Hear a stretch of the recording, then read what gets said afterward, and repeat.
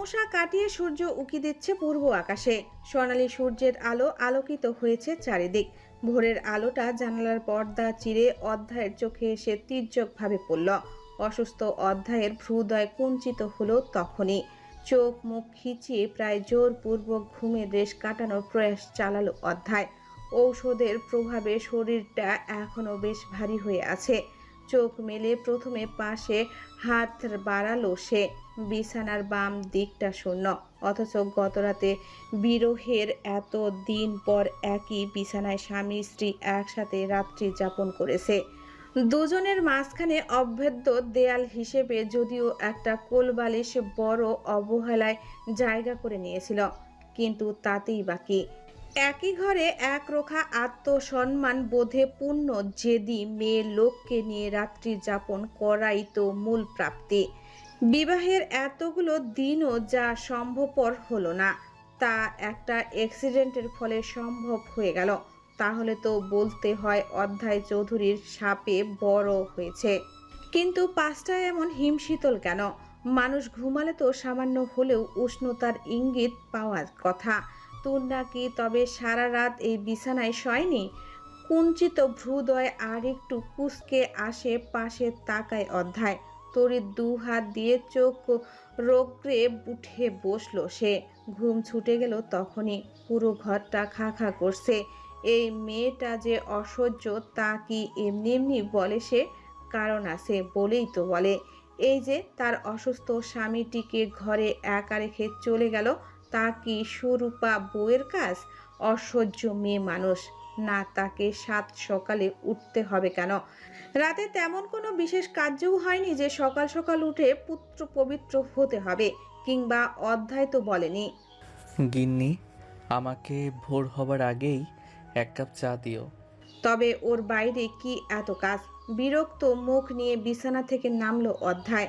বাম হাত দিয়ে মাথার চুলগুলো ঠিকঠাক করে নিয়ে দাঁড়ালো আয়নার সামনে এবং আশ্চর্য হয়ে লক্ষ্য করলো ড্রেসিং টেবিলের সামনে একটা সাদা কাগজের টুকরো রাখা আছে, চিরকুট। চিন্তিত ভঙ্গিতে সেটা হাতে নিল অধ্যায়। চোখের সামনে মেলে ধরতেই তুন্নার হাতের লেখাগুলো মুক্তোর মতো ঝকঝক করে উঠল যেন। চিরকুটে লেখা আছে, সারা রাত চোখের পাতা এক করতে পারিনি মিস্টার চৌধুরী। এই ঘরের প্রতিটি কোণ আমার দীর্ঘশ্বাসে ভারী হয়ে উঠেছে হয়তো। এবারের প্রতিটি ধূলি কণা আমাকে বারবার মনে করিয়ে দেয় আমি এখানে কতটা অনাহুত। আপনার মা নিজেকে ঘরে বন্দি করে রেখেছেন শুধুমাত্র এই বাড়িতে আমার উপস্থিতির কারণে। এই অপরাধ বোধ নিয়ে এক মুহূর্ত এখানে থাকা আমার পক্ষে সম্ভব নয়। আমি চলে যাচ্ছি। নিজের অসম্মান নিয়ে অন্তত আমি বাঁচতে পারবো না। আমি আমার ঠিকানায় ফিরে গেলাম। ভালো থাকবেন। অধ্যায় চিরকুটটা হাতের মুঠোর ভেতর নিয়ে দুমড়ে মুচড়ে ফেলল। দুর্বল হাতখানা দিয়ে আঘাত করল ড্রেসিং টেবিলে যে স্থানে চিঠিটা ছিল সেখানে। সাজানো গোছানো নিত্য প্রয়োজনীয় ব্যবহার সামগ্রীগুলো এলোমেলো হয়ে ছড়িয়ে ছিটিয়ে পড়ল চারিদিকে। আর ভালো থাকা। এই মেয়েটা কি জানে তাকে এই বাড়ি থেকে বের করে দেওয়ার পর থেকে কি অসহ্য মৃত্যু যন্ত্রণা নিয়ে বেঁচেছিল সে? একটা নিরপরাধ মেয়েকে বিয়ে করে তার জীবনটা বিষিয়ে দেওয়ার অপরাধ বোধে চূর্ণ বিচূর্ণ হয়ে যাচ্ছিল তার অন্তঃকরণ। মেয়েটা কিচ্ছু জানে না। সে শুধু জানে তার বিবাহিত স্বামীটি একটা অসভ্য ছাগল প্রজাতির মানুষ প্রাণী, যে দেখতে মানুষের মতো অথচ ভেতরটা ভ্যা ভ্যাতে পূর্ণ। মেয়েটা হয়তো এটাও ভাবে, এমনি এমনি তো আর তার বর ছাগলের মতো হয়ে যায়নি, নিশ্চয়ই ঘাস পাতাও গিলেছে। তা অধ্যায় গিলেছেই বইকি। মাঝে মাঝে বন্ধুদের আড্ডায় একটু একটু লাল পানি, তাতে তো মার মানুষ ছাগল হয়ে যায় না। একটু বেয়ারা স্বভাব আর নিজেকে বড় ভাবার ভাবনাটা মাথায় গেড়ে বসেছে। তাতে এমন টুকটুকে বরকে ছেড়ে কেউ চলে যায়? এই যে গত রাতে এত ভালো কথা বলল, সে সবের কোনো দাম নেই? অধ্যায় চৌধুরীর মতো দুর্মূল্যের মানবকে এই সামান্য তরুণী কি না মূল্যহীন ভেবে চলে যায়? ছি! একটা লম্বা দীর্ঘশ্বাস বুক চিরে বেরিয়ে এলো তার। মেয়েটার জেদ যে পাহাড়ের মতো অটল, তা কি আর অজানা অধ্যায়ের? তবুও সে ভেবেছিল তুন্নার মনটা বুঝি একটু নরম হয়েছে, কিন্তু পাষাণ মন এত দ্রুত কি আর গলে? সুন্দর সকালটা হঠাৎই ভীষণ বিশ্রী মনে হলো অধ্যায়ের। কে যেন বিনা নোটিশে তাকে নিঃসঙ্গতার অতল গহ্বরে ঠেলে দিল। ধুর ধুর। অধ্যায় বারান্দায় এসে দাঁড়ালো। বুকের ভেতরটা কেমন যেন হাহাকার করছে, যেন অনেকখানি নিটল ভরাট জায়গাটা আকস্মিক ভরে উঠেছে একটা বিরাট শূন্যতায়। বিতৃষ্ণায় শুকনো হাওয়া মুহূর্তেই মরুভূমি হয়ে গেল মনোজগৎ। কি আশ্চর্য! তুন্না তার এতটা জুড়ে ছিল। কখনো তো মনে হয়নি কিছু মুহূর্তের সঙ্গে সে এতটা বিরাট শূন্যতায় জন্ম দিতে পারে। সেই তথ্য অজানাই ছিল অধ্যায় চৌধুরীর। কাল রাতে তুন্না যেখানটায় সংকুচিত ভঙ্গিতে দাঁড়িয়েছিল সেখানটায় একই ভঙ্গিতে দাঁড়ালো অধ্যায়। অতঃপর সে বিড়বিড় করে বলল, তুমি চলে গেলে কি সব শেষ হয়ে যাবে শ্যামাঙ্গিনী? আমার স্বার্থপরতা যে এখনো ফুরিয়ে যায়নি, যে আমার, তা আমি যে কোনো মূল্যে, যে কোনো ছলে বলে কিংবা কৌশলে নিজের করেই ছাড়ি। নিজের ট্রাউজারের পকেট হাতড়ে ফোন বের করলো। অতঃপর আদিলের নাম্বারে ডায়াল করলো দ্রুত গতিতে।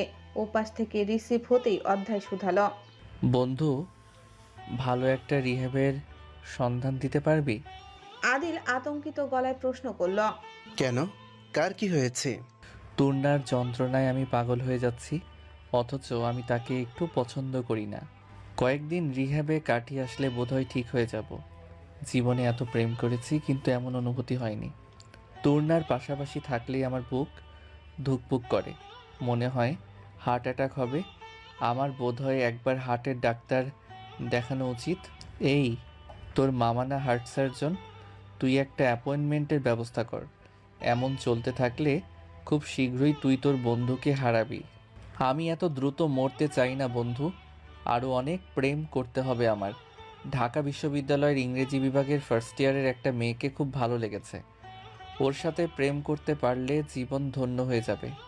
এজন্য ডাক্তার দেখিয়ে সুস্থ থাকতে হবে। তো প্রতিকারের চেয়ে প্রতিরোধই উত্তম। অধ্যায়ের এলোমেলো সব কথা মাথার উপর দিয়ে গেল আদিলের। কি বলছে এসব? সে তো জানতো তুন্নার জন্য অধ্যায় প্রায় ডেসপারেট হয়ে উঠেছে, অথচ এসব কি কথা? সে অবিশ্বাসের ভঙ্গিতে বলল, are you serious? Yes, I am.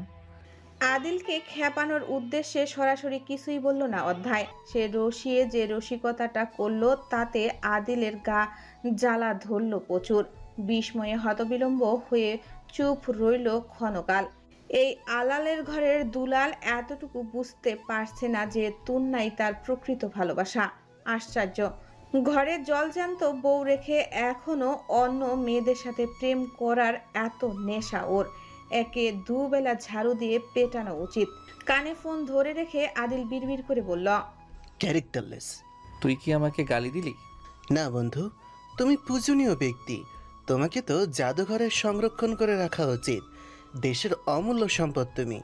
তাহলে সেই সম্পদ রক্ষার গুরুদায়িত্ব খুব নিষ্ঠার সাথে পালন করো বন্ধু। পুরস্কার স্বরূপ ইতিহাসের পাতায় তোমার নাম স্বর্ণাক্ষরে লেখা থাকবে। আদিল সচেতন ব্যক্তি।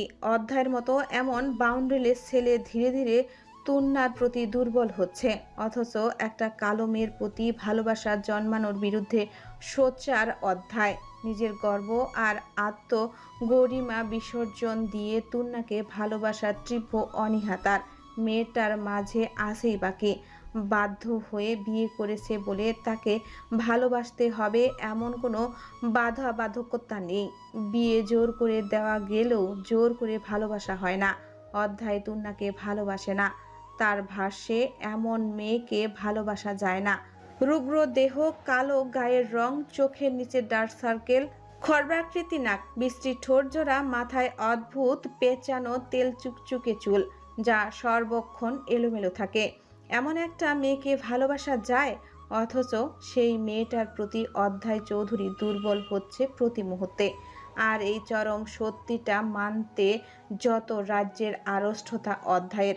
এই জন্যই বুঝি এত নাটকীয় আয়োজন। আবার হার্টের ডাক্তার দেখানোর চিন্তাও করছে। ভাবা যায়। আদিল হাসলো মিটমিট। ফোনের ওপাশে অধ্যায় উদ্গ্রীব হয়ে আছে সে কি বলে সেটা শোনার জন্য। আদিল ধীরস্থিরভাবে বলল, তোর নাকি ভালোবেসে এলোমেলো হয়ে যাচ্ছিস তুই, অথচ স্বীকার করতে ভয় পাচ্ছিস। এত ভীতু অধ্যায় চৌধুরী। অধ্যায় ফট করে ফোনটা কেটে দিল। সবাই তার দুর্বলতা ধরে ফেলছে এবং সুন্দর করে চোখে আঙ্গুল দিয়ে দেখিয়ে দিচ্ছে, অথচ তার নিজের বউ বুঝতে পারছে না। এমন তো নয় সে পাড়াতো, খালাতো, মামাতো ভাই কিংবা বন্ধুর বউ, তবুও কেন বোঝে না তাকে? অসহ্য। নিজের বউ তো নয়, যেন সারাক্ষণ একটা কুচুটি বুড়ি, সারাক্ষণ ঘর ভাঙ্গানি, পর ভুলানি মন। রাগে শরীর কাঁপতে লাগলো তার। সবাই তাকে নিয়ে মজা করে। না, ওই দেমাকি মেয়েটাকে সে মোটেও ভালোবাসে না। আদিলের ওপর অপ্রস্থায়মান রাগ জমা হলো মনে। বন্ধু নামের কলঙ্ক একটা। অতপর দীর্ঘক্ষণ পায়চারি করলো বারান্দা জুড়ে। কি করবে এখন? ইংরেজি বিভাগের ওই মেয়েটাকে কি প্রপোজ করে দিবে? যদি রিজেক্ট করে? আদিলকে তো আসল কথাটাই বলা হলো না। কিছু সময়ের ব্যবধানে সে আবার ফোন লাগালো আদিলের নাম্বারে। অতপর স্বভাবসিদ্ধ কটকটে ভঙ্গিতে বলল, শালা, কি করছিসটা কি? তুই আমার শালা, আমি নই। আদিল জোরালোভাবে অধ্যায়ের সম্বোধনের প্রতিবাদ করল। তাতে যেন আরেক দফা ক্রুদ্ধ হলো অধ্যায়। রসালো পরিহাস করে সে বলে উঠল, আমি তো সুমন্দি, সম্মান দিয়ে কথা বলবি? যা তা বলে দিলেই হলো। বয়স তো কম হয়নি, আক্কেল কবে হবে? এ জন্মে আর হবে না। এমন আক্কেল ছাড়া পাত্রের কাছে আমার বোনকে বিয়েও দেব না আমি।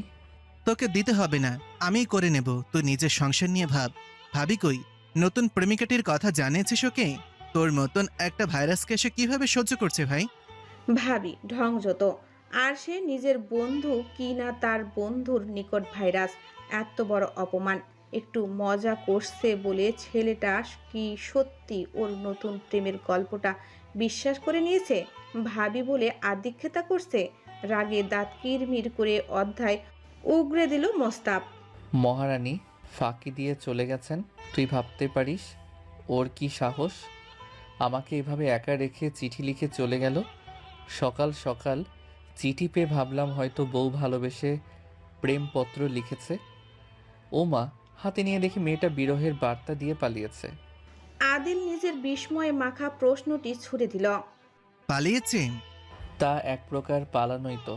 বাড়ির কাউকে কিছু না বলে দুম করে চলে যাওয়াকে তো ভদ্র ভাষায় প্রস্থান বলে না, বরং ভেগে যাওয়া বলে। মেয়েটা স্বামীর সেবা করার ভয়ে ভেগে গিয়েছে। তুই বল, এটা কি অনুচিত নয়? অধ্যায়ের কথার ভঙ্গিমায় এমন ভাব ফুটল যেন সে দারুণ অসুখী এবং দুঃখী। আদিল সেই অসুখী ভাবটাকে উড়িয়ে দিল অবহেলায়। নিতান্ত তাচ্ছিল্যের সহিত উচ্চারণ করল, মোটেও না, বরং এটা খুব উচিত কাজ হয়েছে। তুই অন্যত্র প্রেম করে বেড়াবি আর মেয়েটা তোর এসব চরিত্রহীনতা সহ্য করবে? ওর কি আত্মমর্যাদা বলতে কিছুই নেই? উফ, আসছে আমার আত্মমর্যাদা। গতকাল আমি যে নিজের মান খুইয়ে ওর কাছে ক্ষমা ভিক্ষা চাইলাম, তার বেলা সকাল না হতেই যে চলে গেল, এতে আমার আত্মমর্যাদা খর্ব হলো না? আদিল শুয়ে শুয়ে বন্ধুর সাথে আলাপচারিতা করছিল। এ পর্যায়ে উঠে বসল। সারা শরীরে বিদ্যুৎ প্রবাহ খেলে গেল তার, যেন অবিশ্বাস নিয়ে শুধালো, তুই ক্ষমা চাইলি? তো কি করব? মহারানী রাগ করেছেন যে। অথচ দেখ, আজ আমাকে একটু দাম না দিয়ে ভোর হবার আগেই চলে গেল। বাবার কথাটাও অবধি ভাবলো না। এটা অবশ্য অন্যায় হয়েছে। তোদের তো খালি ধারণা ছিল অধ্যায় চৌধুরী ছাড়া পৃথিবীর কেউ অন্যায় করতেই পারে না। দেখলি তো তূর্ণার কাণ্ড। ভালোবাসার এই প্রতিদান দিল ও, অথচ যত দোষ অধ্যায় ঘোষ। তুই তো কখনো ভালোইবাসিসনি তাকে। আদিলের ক্রুদ্ধ যুক্তিপূর্ণ উক্তিতেও সামান্য বিচলিত হলো না অধ্যায়। ঠোঁটের কোণে লাজুক হাসল সে। যদিও একাকী নিস্তব্ধ বারান্দায় দাঁড়ানো অধ্যায়ের সেই হাসি দেখল না কেউ।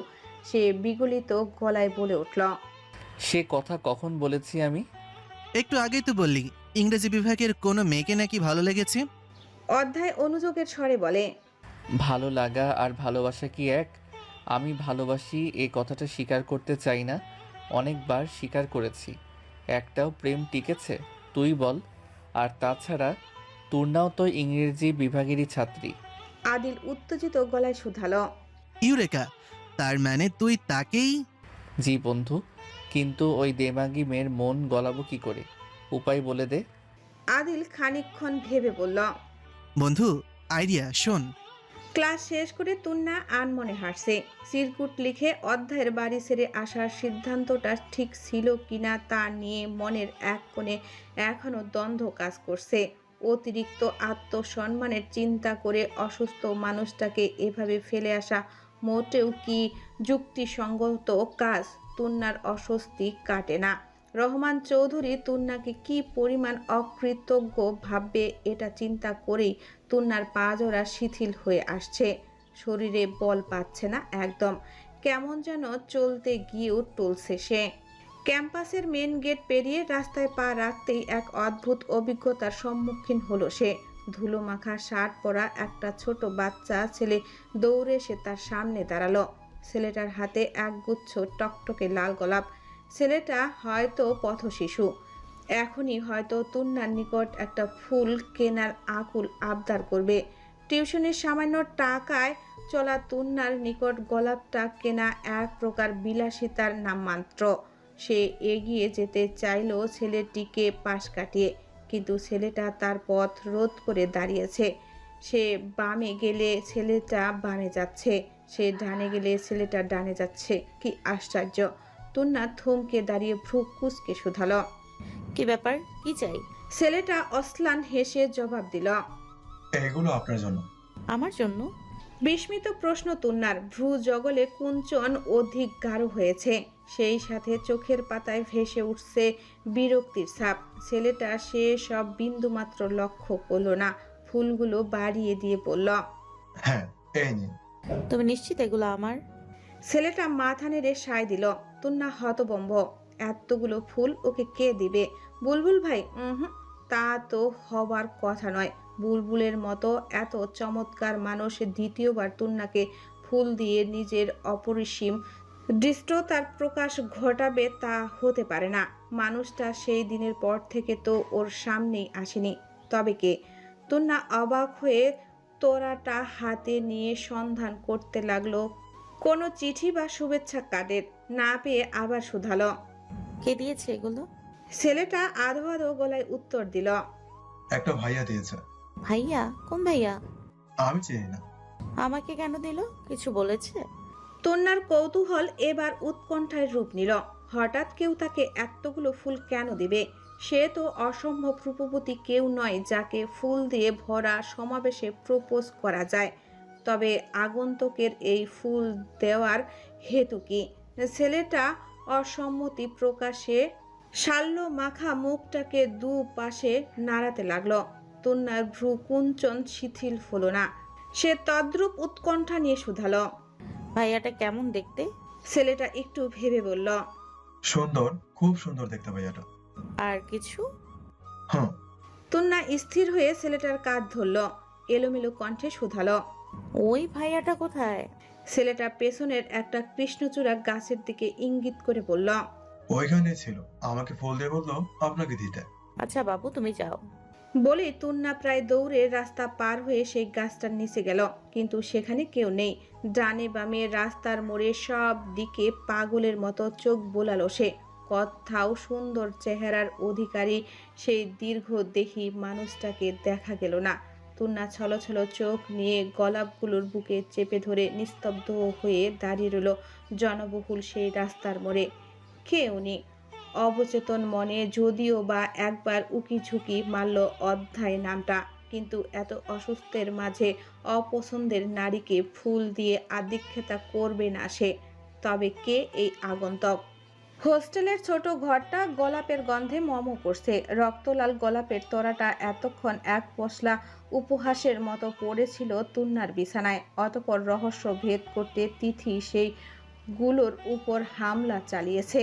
হাতের সর্বশেষ গোলাপটা বিছানায় রেখে দিয়ে হাঁপ ছেড়ে বলল, বাবা, 101টা গোলাপ পাঠিয়েছেন ভদ্রলোক? তিথির উচ্ছ্বাসিত বাক্য মোটেও বিচলিত হলো না তুন্না। জানালার পাশে চুপচাপ বসে আছে, তার দৃষ্টি বাইরে ধূসর আকাশের দিকে নিবদ্ধ। বিছানার উপর অযত্নে পড়ে থাকা রক্ত লাল গোলাপগুলোর দিকে এক পলক তাকিয়ে তাচ্ছিল্যের হাসি হাসল সে। অতঃপর ঠোঁটের কোণটা ঈষৎ বক্রিম ভঙ্গি করে শুধালো, ভদ্রলোক না ছাই? কোনো ভদ্রলোক একটা মেয়েকে এতগুলো গোলাপ দিয়ে বিব্রত করতে পারে? আহা, বিষয়টিকে তুই খারাপভাবে নিচ্ছিস কেন রে? লোকটা তো হয়তো তোকে ভালোবাসে। তিথির শতভাগ নিশ্চিত হয়ে দেওয়া তথ্যটি শুনে তুন্নার চোখে মুখে ফুটে উঠল বিরক্তির ভাব। যার ভালোবাসা তার চাই সে ব্যক্তি তো বিরাট অবহেলায় তাকে দূরে ঠেলেছে। আর তবে অন্যের ভালোবাসা দিয়ে কাজ কি তার? পৃথিবী শুদ্ধ সবাই যেন তার ভালোবাসার অভাবে মরে যাচ্ছে, অথচ সে মরে যাচ্ছে একজনের অভাবে। চোখে ও ঠোঁটের পেশির আকুঞ্চনে বিরক্তির ভাবটা স্পষ্ট করে তুন্না বলল, যত সব নাটক। 101টা গোলাপ দিয়ে সাথে কার্ডে ডু ইউ লাভ মি প্রশ্নটি করলেই বুঝি ভালোবাসা প্রকাশ পায়। হ্যাঁ, 101টি গোলাপের তোড়ায় আরেকটি শুভেচ্ছা কার্ড আবিষ্কার করেছে তুন্না। ছোট্ট একটি কার্ডে ইংরেজি ইটালি অক্ষরে লেখা আছে ডু ইউ লাভ মি। ভাবা যায় লোকটার কি দুঃসাহস! এহেন অন্যায় প্রস্তাবকারী ব্যক্তিকে সামনে পেলে ওই ভালোবাসা এক গ্লাস পানিতে গুলিয়ে খাইয়ে দিত তুন্না। অসভ্য লোক! একবার সামনে পেলে কষি একটা থাপ্পড় লাগাবে তাকে। তিথি তুন্নার প্রশ্নে অপ্রতিভ হয় না, সে সহাস্য বলে ওঠে, ঠিক তা নয়, তবে ভাব, লোকটা কি মারাত্মক প্রেমিক। এমন একটা প্রেমিক আমার কেন হয় না? তিথির আফসোসের ধরন দেখে হাসি পেল তুন্নার। মেয়েটা প্রেম বিষয়ক ঘটনায় ভীষণ আগ্রহী, অতিরিক্ত চঞ্চল। সে একটা ফুল তুলে চোখ বন্ধ করে ঘ্রাণ নিল। গোলাপ অবশ্য অত্যাধিক সুগন্ধি কোনো ফুল নয়, তবুও তুন্না মুখ গম্ভীর করে বলল, এতই যখন শখ, এই লোকের সাথেই তুই প্রেম কর না ভাই। করতাম তো, কিন্তু দুর্ভাগ্যের বিষয় হচ্ছে লোকটা তোকে প্রপোজ করেছে। আরে, খুব কষ্ট হচ্ছে তোর? হ্যাঁ। নাটকীয়ভাবে মুখ কাদো কাদো করে ফেলল তিথি। তা দেখে শরীর কাঁপিয়ে হেসে উঠল তুন্না। পিঠে মৃদু কিল বসিয়ে বলল, নাটক কম করো প্রিয়। নাটক? আবার দুঃখকে তোর নাটক মনে হয়? এই তোর বন্ধুত্ব? ছি। ছি তোর না, ছি। নাটকীয় ভঙ্গিতে তিথির সুরে সুর মিলিয়ে নিজেকে ধিক্কার দিল তুন্না। তিথি দুঃখিত ভঙ্গিতে পায়চারি করতে লাগলো ঘর জুড়ে। তার চোখে মুখে রাজ্যের বিস্ময় আর কৌতূহল। মূলত এই ফুল ঘটিত ব্যাপারটি নিয়ে সে ভীষণ কৌতূহলী। তুন্নার দিকে তাকিয়ে বাঁকা হেসে বলল, তুই সত্যিই জানিস না এগুলো কে দিয়েছে? আরে ইয়ার, আমি সত্যিই জানি না। উত্তর দিয়ে মুখ ভার করে বসে রইল তুন্না। তিথির উচ্ছ্বাস তাকে স্পর্শ করছে না, মনের ভেতর এক ধরনের অস্থিরতা কাজ করছে। তিথি তুন্নার নীরবতা দেখে এবার বিছানায় এসে বসলো।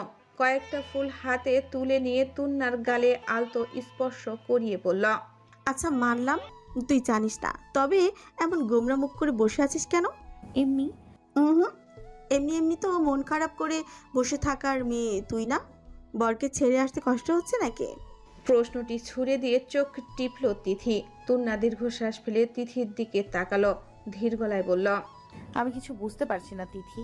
অসুস্থ মানুষটাকে রেখে না বলে চলে এসে কোনো ভুল করলাম না তো? মন কেমন করছে? অল্প অল্প। তবে ফিরে যা, ওটা তোর শ্বশুর বাড়ি, ওখানে থাকার তোর অধিকার।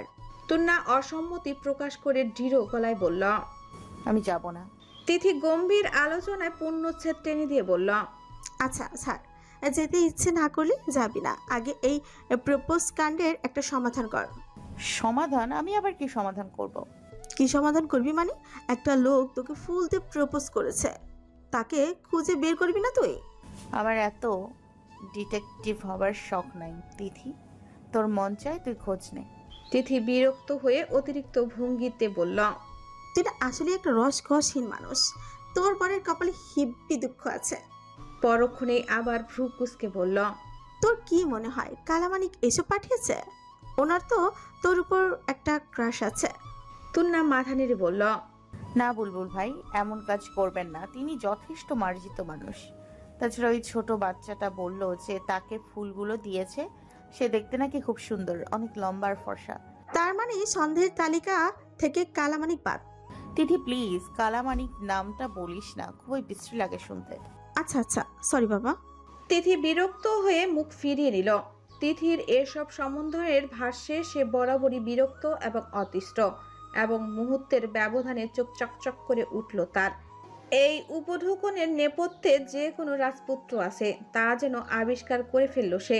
চোখ কপালে তুলে উত্তেজিত গলায় শোধালো, এই কি বলি? ছেলেটার বর্ণনা অনুযায়ী লোকটা লম্বা আর ফর্সা, সুন্দর। হুম। নিস্পৃহ ভঙ্গিতে ছোট করে জবাব দিল তুন্না। বলিস কি, এ আবার তোর পর অধ্যায় চৌধুরী নয় তো? ফুলগুলো সে পাঠায়নি তো? তুন্না উপহাসের হাসি হাসল, কাঠের পুতুলের মতো নির্জীব ভঙ্গিতে বলে উঠল। চৌধুরী, তিনি তো অসুস্থ, বিছানা থেকে ওঠার ক্ষমতাও নেই ঠিকঠাক। আর আমাকে ফুল পাঠানোর মতো রোম্যান্টিকতা তার ডিকশনারিতে নেই। আমাকে দেখলেই তো তার মেজাজ গরম হয়ে যায়। তিনি বড় জোর আমাকে বিষ পাঠাতে পারেন, কিন্তু গোলাপ নয়। তিথি তবুও দমল না, সে ফুলগুলো নিয়ে নাড়াচাড়া করতে করতে বলল। আচ্ছা, যদি এমন হয় যে ওই বাড়িতে তুই নেই বলে তার খুব একলা লাগছে, মানুষের মন তো পিছিয়ে হয়তো হারানোর পরেই তিনি তোর মূল্য বুঝতে পেরেছেন। তুন্নার মন সায় দিচ্ছে না, কিন্তু তার অবচেতন মন বারবার অধ্যায় চৌধুরীর সেই গত রাতের কোমল ব্যবহারের কথা মনে করিয়ে দিচ্ছে। সেই মানুষটা কি সত্যি বদলে যাচ্ছে? ওই সুন্দর লম্বা মানুষটা কি যদি অধ্যায় চৌধুরী হন, তবে কি তিনি তার পুরুষালী অহংকার বিসর্জন দিয়ে তুন্নার কাছে আত্মসমর্পণ করছে, নাকি এ কোনো নব্য সামান্তান্ত্রিক শৃঙ্খলের সুর? তুন্না উত্তর খুঁজে পায় না। রাত গভীর, তুন্না ঘুমাচ্ছে। এমনি এমনি ঘুম আসেনি, অবশ্য অনেক সাধ্য সাধন করে ঘুম নামক বস্তুটিকে আনতে হয়েছে চোখের পাতায়। ঘরের লাইট বন্ধ করে বেশ অনেকক্ষণ শুয়ে থাকার পরও যখন ঘুম এলো না, তখন তুন্না একটা ঘুমের ওষুধ খেয়ে নিল। তিথিকে বলে দিল তার ঘুম যেন আজকে আর না ভাঙানো হয়। সে আজ ঘুমাবে শান্তির ঘুম। তার সেই শান্তির ঘুমের মাঝেও বেশ বেহেয়ার লতি এন্ট্রি নিল অধ্যায় চৌধুরী। ঘুমের ঘরে বিরক্ত তুন্না অতিষ্ঠ হয়ে বিড়বিড় করল। অসভ্য লোকটা এখনো আমার পিছু ছাড়ছে না। না, ছাড়েনি বলেই সে দেখতে পেল অধ্যায় চৌধুরী নিজের অসুস্থ শরীরটা নিয়ে পিঠের নিচে বালিশ ঠেকিয়ে আধশোয়া হয়ে বসে আছে বিছানায়। তার সামনে বসে আছে আদিল। তারা খুব গুরুত্বপূর্ণ আলোচনা করছে। আদিল বেশ গম্ভীর গলায় বলছে। অধ্যায় শোন, একটা কথা বলি। কি কথা? আমার মনে হচ্ছে you R love with Turna. বাক্যটি শুনে অধ্যায় যেন 1200 ভোল্টের কারেন্ট শক খেল। বিমুগ্ধ হয়ে তাকিয়ে রইল কিছুক্ষণ। মিনিট খানেক পর নিজেকে ধাতস্থ করে নিয়ে অবাক হয়ে শুধালো। মানে তুই তুর্নাকে ভালোবেসেছিস? অধ্যায় স্বাভাবিক ভঙ্গিতে বলল। ও আই সি। তার মানে তুই ব্যাপারটা আগে ধরতে পেরেছিস? না, আর ধরার মতো কোনো ব্যাপারও নেই, কিন্তু তোর এমনটা কেন মনে হচ্ছে আমি বুঝতে পারছি না। আমি বুঝতে পেরেছি। আমি তো তোকে বলিনি আমি তুর্নাকে ভালোবাসি। ওর প্রতি আমার ভালোবাসা নেই, আছে কেবল দায়িত্ববোধ। তাছাড়া ওকে আমার ভালো লাগে সময়ের আবর্তনে, সেটা ভালোবাসায় পরিণত হতে পারে, তবে এখনো হয়নি। খুবই মানবতা বর্জিত উত্তর। স্বামী তার স্ত্রীর প্রতি ভালোবাসা নেই, এই তথ্য শুনতে ভালো লাগে না, অস্বস্তি হয়। স্বপ্নের ঘরে তুন্নার কি যে ভীষণ রাগ হলো, ইচ্ছে করলো ওই স্বামী নামক আসামিটাকে আরেক দফা কোমায় পাঠিয়ে দিতে। অসভ্য লোক। তুন্না দেখলো অধ্যায়ের অসম্মতিতে আদিল থমে গেল না, বরং পূর্বের চেয়েও অধিক দৃঢ়তা নিয়ে বলল। যদি বলি হয়েছে। কিভাবে বুঝলি? তোর চোখ দেখেই। চোখ দেখে ভালোবাসা বোঝা যায়? হাসালি। অধ্যায় হো হো করে হাসতে লাগলো। আদিলের রাগ হলো সামান্য, বলতে ইচ্ছা করলো, শালা গাধা, তোর মাথায় ঘিলু নেই বলেই তুই জানিস না। কিন্তু সে হবু শালাকে এমন সমর্থ করতে পারল না। বন্ধু হয়তো। অধ্যায়ের হাসতে হাসতে পেট খিল ধরছে। আদিল মুচড়ে যাওয়া উদরের মধ্যখানে একটা আলতো ঘুষি বসিয়ে বলল। ছাগলের মতন হাসছিস কেন? ছাগল হাসতে পারে এই তথ্য আমি জানতাম না।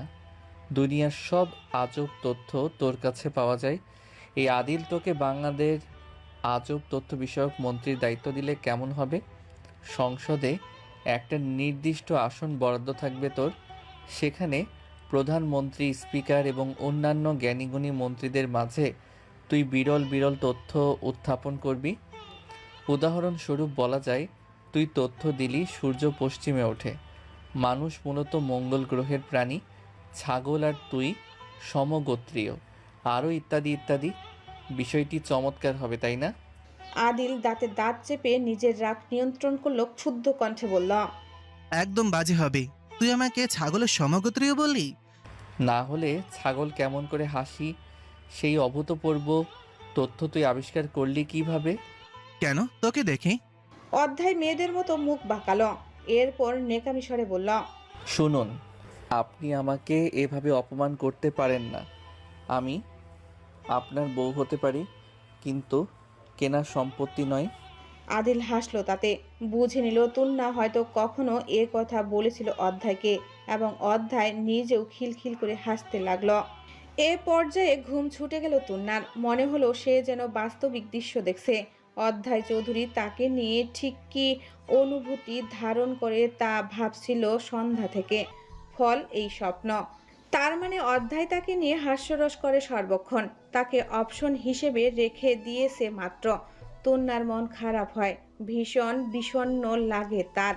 কড়া ডোজের ঘুমের ঔষধ খাওয়ার পরও সারা রাত আর ঘুম আসে না তার। মেয়েরা বোধহয় জন্মগতভাবেই একটু বেশি প্রত্যাশা নিয়ে পৃথিবীতে আসে, বিশেষ করে আপনজনের কাছে। তুন্নাও তার ব্যতিক্রম নয়। বেশ কয়েকটা দিন ধরে সে বারবার ফোনের স্ক্রিনের দিকে তাকিয়ে থেকেছে, যদি অন্তত একটি কল আসে, যদি রহমান চৌধুরী একবার কল করে গদগদ স্বরে বলবেন, তোর না এমন পাষাণের মতো চলে গেলি তুই? এই বুড়ো বাপটার কথা একবারও ভাবলি না? অভিযোগ হোক, তাতে সেই অভিযোগের দণ্ড কাঠগড়ায় দাঁড় করাক, তবু কিছু অন্তত বলুন, নিজের মনের উত্তাপ প্রকাশ করুক কটু বাক্য বানে। কিন্তু না, রহমান চৌধুরী বোধহয় এবার অত্যাধিক মর্মাহত হয়েছেন। ভুলেও তুন্নার নাম্বারে কল দিলেন না তিনি। আচ্ছা, তিনি না হয় দিল না, কিন্তু সেই মানুষটা যার রুডতায় তুন্নার চেনা জগৎ, সে যদি একবার হুঙ্কার দিয়ে বলতো, না বলে যাওয়ার সাহস তোমার হয় কি করে? আমার বউ হও তুমি, তোমার উপর আমার সম্পূর্ণ অধিকার আছে। কি আশ্চর্য, সেও তুন্নাকে ভুলে গেল। তুন্না নামক একটা তরুণী যে তাদের বাড়িতে এককালে বউ হয়ে গিয়েছিল, তা যেন বেমালুন ভুলেই গিয়েছে সবাই। এর আগেও তো তুন্না ওই বাড়ি ছেড়ে চলে এসেছে, কিন্তু পিছু টানের মন কেমন করেনি তো, শূন্যতার অনুভূতিতে ভরে যায়নি তো তার মনোজগৎ। তবে এক রাত্রিতে মায়া এতটা বেড়ে গেল কি করে? কোন দৈব বলে তুন্নার পাথর মনও বাড়িতে যাওয়ার জন্য উৎকণ্ঠার অতিষ্ঠ হয়ে আছে? কেন তার এত ফিরে যাই মন? কার কাছে ফেরার এত তাড়া তার? কিন্তু ও বাড়ির আকাশ বাতাস যেন তুন্নার অস্তিত্বকে এক নিমিষেই মুছে ফেলেছে। না স্বামী, না রহমান চৌধুরী, না স্বামী নামক আসামি, কারো এক ফোঁটা তাগিদ নেই তাকে ফিরিয়ে নেবার। এই অবহেলা তুন্নার বুকের বাঁ দিকে এক ধরনের জ্বালা ধরায়। অবজ্ঞা যখন নীরব হয়, তখন তার তপ্ত সীসার চেয়েও ভারী হয়ে বুকে চেপে বসে। এছাড়া তুন্নার একাকিত্বের মাঝে বিষ ঢালতে শুরু করেছে সেই এক নতুন উপদ্রব্য। তার নতুন আগন্তুকের আবির্ভাব তুন্নার নিকট উপদ্রব্য বটে। লোকটার এসব ঢঙ্গের নাম ভালোবাসা নাকি বিদ্রুপ, তুন্না তা ঠাওর করতে পারছে না। এক সপ্তাহ যাবৎ লোকটা তাকে জ্বালিয়ে মারছে। একবার ফুলের তোড়া দিচ্ছে, তো আরেকবার তুন্নার যাবার পথে গিফট রেখে যাচ্ছে, লাইব্রেরি কক্ষের প্রিয় খাবার রেখে যাচ্ছে, বিভিন্ন অনলাইন শপে নাম পরিচয় হাইট রেখে তার নামে শপিং করছে। দামি দামি শাড়ি, বিভিন্ন গহনা, আরও হরেক রকম যন্ত্রণা। লোকটার নিকট এসব হয়তো খুব উপভোগ কিছু, কিন্তু তুন্নার নিকট এসব অসহ্য রকম যাতনা। একদিন উপহার গ্রহণ না করলে পরের দিন ডাবল উপহার। অগত্যা বাধ্য হয়ে তুন্নাকে সেসব নিতে হচ্ছে। আশ্চর্যের বিষয়, হাজার অনুসন্ধান চালিয়েও লোকটার কোনো সন্ধান তুন্না পাচ্ছে না। লোকটা যেন ধরাছোঁয়ার বাহিরে অবস্থান করছে। এই তো আজ সে টিউশনি থেকে ফিরে আসার সময় একটা বাচ্চা মেয়ে তার হাতে এসে একটা বাসন্তী রঙের শাড়ি আর বেলি ফুলের মালা দিয়ে গেছে। তুন্না নাছোড়বান্দা, সে ওগুলো ভুলেও গ্রহণ করবে না। কিন্তু মেয়েটি যেমন দ্রুত এসেছিল, তার চেয়েও অধিক দ্রুত দৌড়ে পালিয়ে যায়। হতভম্ব তুন্না গিফট বক্সটার দিকে হতাশ দৃষ্টি মেলে তাকিয়ে থাকে। বক্সের গায়ে র্যাপিং নেই, ভেতরে কি আছে সবটা দেখা যাচ্ছে। চোখের সামনে ভেসে ওঠে রঙিন কাগজের উপর গোটা গোটা অক্ষরে লেখা কয়েকটা কথা। ফাল্গুনের শুভেচ্ছা প্রেয়সী, আপনাকে ভেবে আমি একটা কবিতা লিখে ফেলেছি, শুনুন বলি আপনাকে। মেঘের ভেলা ছাড়িয়ে শুধুই তোমাতে আবদ্ধ এই মন, দূরত্বের পরিধিতে বিদায়ের সুরে, পরিশেষে আলিঙ্গন, নদী তীরে আলো আধারের প্রান্ত সীমায় সন্ধ্যা নামে আমি বাধা পড়েছি এক মায়াবী শ্যামকন্যার প্রেমে।